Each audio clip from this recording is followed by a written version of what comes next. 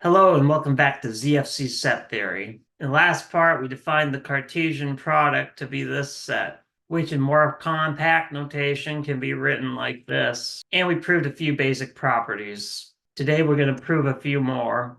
This next theorem is super useful. Essentially tells us that Cartesian products preserve subsets.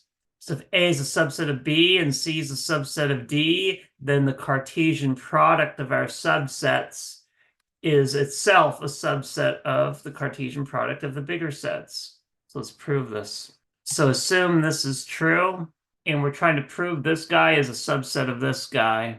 How we do that is we say let X be an element of this guy, and then we got to prove X is an element of this guy. So let X be an element of this guy. Okay, well, if X is in here, that means X equals some ordered pair where the first guy is an A and the second guy is in C. All right, but now here's the thing. Since we know A is a subset of B, then since A is in big A, that means A has to be in big B as well. And by similar logic, since everything in C has to also be in D, then since this guy's in C, it must also be in D as well. So that means X is in this set, right? Because X is equal to some ordered pair where the first guy is in this set and the second guy is in this set. Okay, so we've proven that anything that's in this set must also be in this set as well. So therefore, these are truly subsets. Now, here's a question. Is the converse true? In a general situation, if you know that this is true, then can you automatically conclude this? And the answer is not always. For example, let's say you have this situation. This is true, right? Because if you take Cartesian product where one of the things is the empty set, then it just evaluates to the empty set. And the empty set has to be a subset of anything. Okay, so we have this, but we don't have this. Because if you compare these two guys, they're not subsets of each other because they're singletons and what's inside is distinct. However, there's a theorem that says that if these guys are not empty, then the converse holds. Then this implies this. You see in our counter example, we got something weird because we have the empty set here. Let's try to prove this. All right, we already know A and C are non-empty, so assume this subset relation is true. And our goal is to show that this is true. What can we do? Well, since we know A and C are both non-empty, then we know there has to exist at least some element, we'll call it little a, in big A and some little c in big C. We want to show that A is a subset of B, so towards a contradiction, assume not. Assume A is not a subset of B. What does that mean? Well, if A is not a subset of B, that means there exists something that's in A but not in B. We'll call it H. Okay, now if we take the ordered pair H comma C, this is going to be an element of A cross C, right? Because the first guy is in A and the second guy is in C. But now we know that this guy is a subset of this, right? So since this guy's in the subset, it must be in the superset as well. But what does this tell us? For one thing, this tells us that H is an element of B.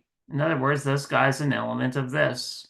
And that's a contradiction, right? Because earlier we said H is not an element of B. So we get a contradiction. This assumption must have been false after all. So therefore, this must be true. A must be a subset of B after all. Okay, so we've proven this. Now let's try to prove this. Towards a contradiction, assume C is not a subset of D. Well, if C is not a subset of D, that's the same as saying there exists some K, which is an element of C, but not an element of D. And then this ordered pair A comma K must be an element of A cross C, right? Because the first guy belongs to A and the second guy belongs to C. But A cross C, we know that's a subset of B cross D, right? So therefore, our ordered pair must also be in B cross D. In particular, that tells us that K must be an element of D. And that's a contradiction, right? Because we said K is an element of D, even though K is not an element of D. So therefore, our assumption must have been wrong, and so we must have C as a subset of D after all. Okay, so the moral of the story is the converse to this theorem that we proved earlier, the converse is not true in general. However, if you add the extra assumption that both of these guys are non-empty, then yes, the converse does work. The next four properties tell us that Cartesian product distributes over basic operations such as intersection, union, sets difference, and symmetric difference. We'll prove the first one first. Okay, to show two sets are equal, we gotta show they have exactly the same elements. Okay, well, suppose we have an element of this set. What's that the same as saying? It might look like I'm cheating by writing it as an ordered pair instead of just a single variable. However, since this is a Cartesian product, we know automatically that any element of it has to be an ordered pair anyway. Well, this is equivalent to saying A has to be in big A, and this guy has to be in this set. Now, saying H is in this intersection is the same as saying H is in the first guy and H is in the second guy. And now this may seem a little stupid, but I'm going to write and like this, even though we're saying A is an element of A and A is an element of A twice. Why am I doing that? Well, saying this is logically equivalent to saying A comma H is an element of this set. And this part's logically equivalent to saying A comma H is an element of this set. Now, saying it's an element of this set and it's an element of this set is logically the same as saying that it's in the intersection of those two sets. Okay, so that proves this is equivalent to this. And by the way, since both of these are Cartesian products and this is an intersection, we know that any element of this set has to be an ordered pair. So it's not cheating to write this more complicated expression instead of just a single variable. All right, now what about the second property? How do we prove it distributes over union? Well, let me copy paste our old proof for intersections and just make the relevant changes. Well, the only logic that changes here is this intersection has to change to a union, right? This and right here was because the ordered pair is an element of Cartesian product if and only if this is an element of this and this is an element of this. Now, saying H is an element of B union C is the same as saying H is an element of B or H is an element of C.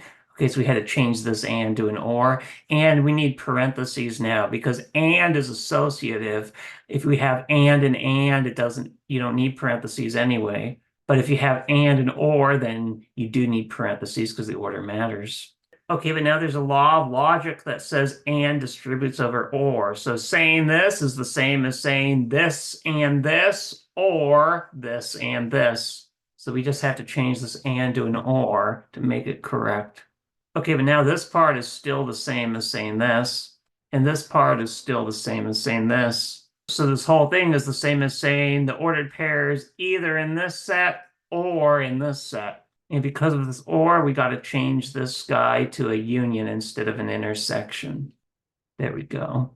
All right, so these sets are equal because they have the exact same elements. And again, it's okay to write an arbitrary element in the form of an ordered pair since we know they're Cartesian products anyway. All right, now let's try to prove the version for set difference. If you're an ordered pair belonging to this set, what's that the same as?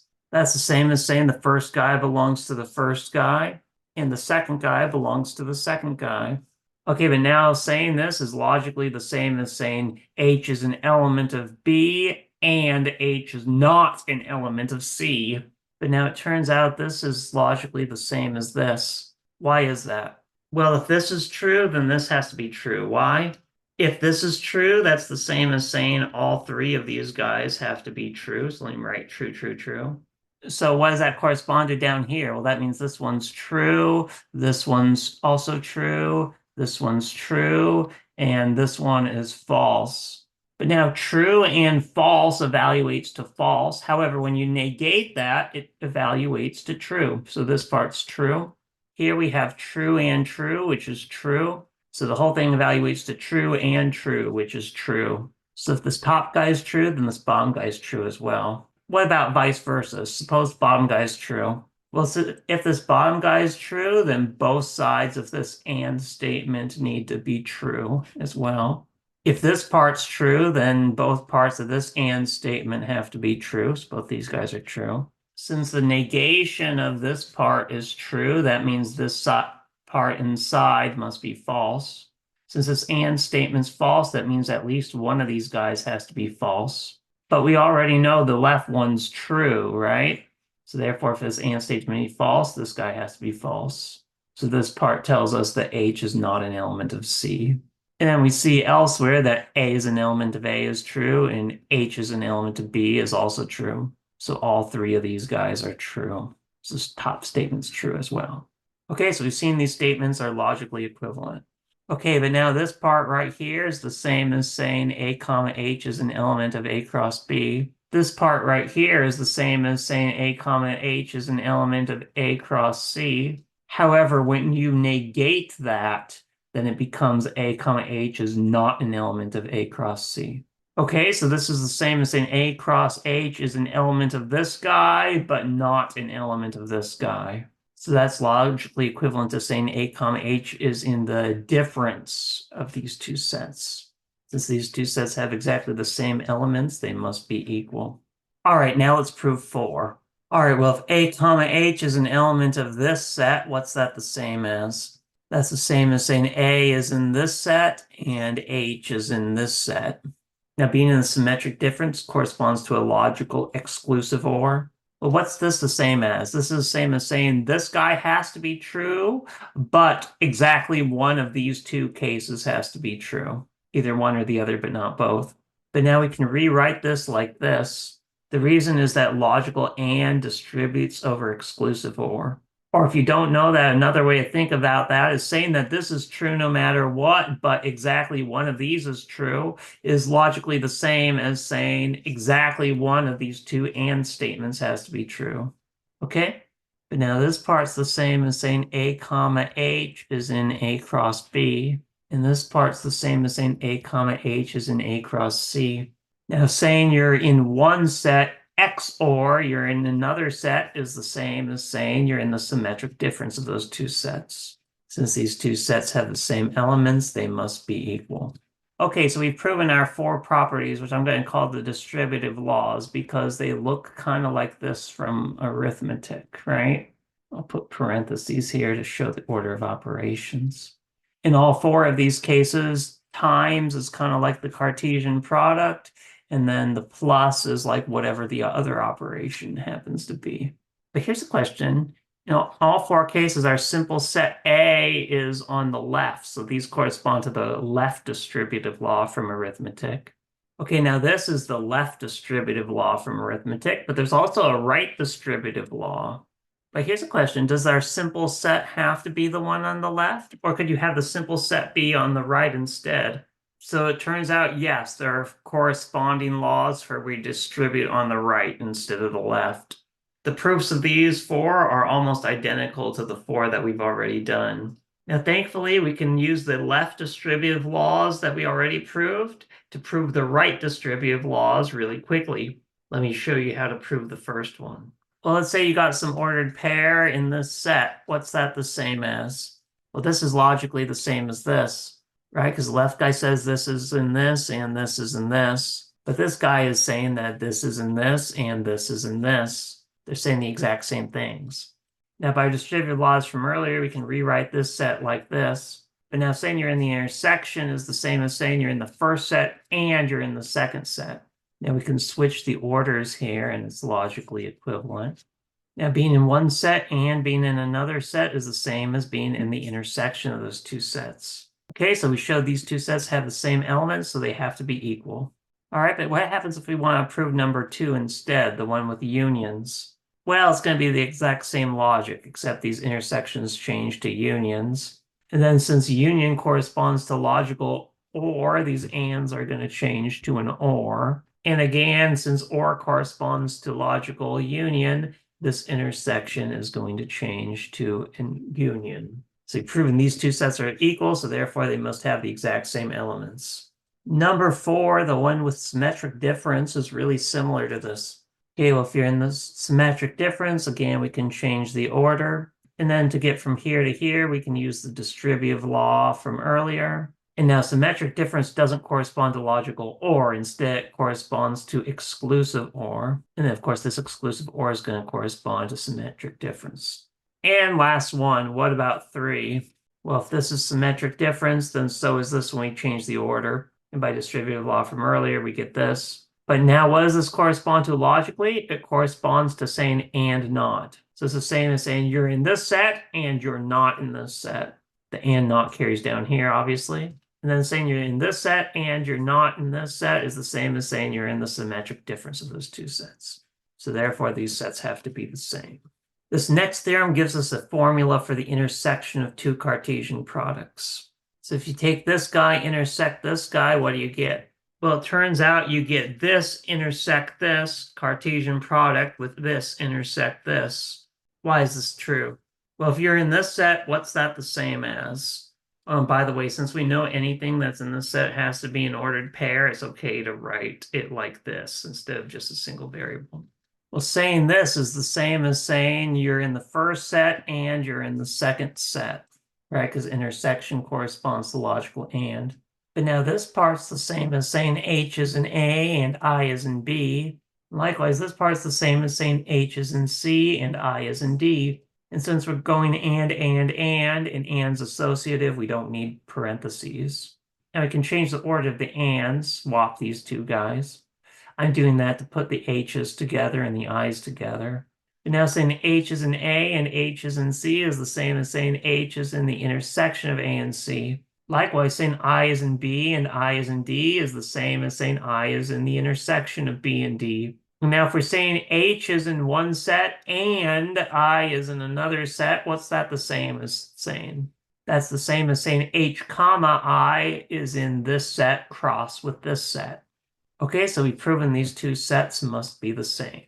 All right, so we've proven this nice theorem. Note to yourself that even though this looks kind of similar, this is totally different from our distributive laws that we did earlier. But now here's a question. If we take all these intersections and we change them to unions, well, is the corresponding equality true in general? And it turns out the answer to that question is no. And let me give you a counterexample to show why. Well, if it were true in general, then this set would have to equal this set. But it turns out they are not equal. Okay, well, what is this set? It's just the singleton containing 1, 1, right? Because this is the only ordered pair where the first coordinate comes from this guy and the second coordinate comes from this guy. By a similar logic, this set's going to be the singleton containing 2, 2. So therefore, when you take the union, you have a set containing two elements, namely 1, 1 and 2, 2. All right, what about this set? Well, this part right here simplifies to this pair, 1, 2. Same here. And so this is going to be the set of ordered pairs where the first guy comes from here and the second guy comes from here. In particular, it's going to be a set containing 4 ordered pairs. So notice that these sets are not the same. Therefore, this is not true in general. All right, so we're done with Cartesian products, at least for now. Like and subscribe if this was helpful, and stay tuned for the next lecture, which is going to be on relations, which is one of the most important topics in all of math.